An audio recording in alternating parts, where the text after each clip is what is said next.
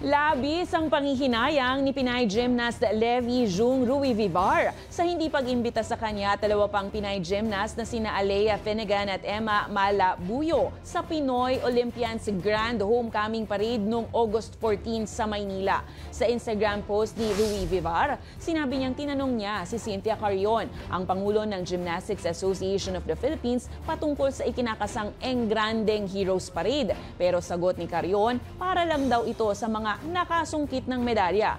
Kaya laking gulat ng atleta nang makita ang iba pang Pinoy Olympians sa Malacanang Courtesy Call kung saan sila pinarangalan ni Pangulong Ferdinand Marcos Jr. at maging sa mismong parada. Anya, nasaktan siya sa nangyari dahil marami rin naman silang sinakripisyo para irepresenta ang Pilipinas sa Olympics.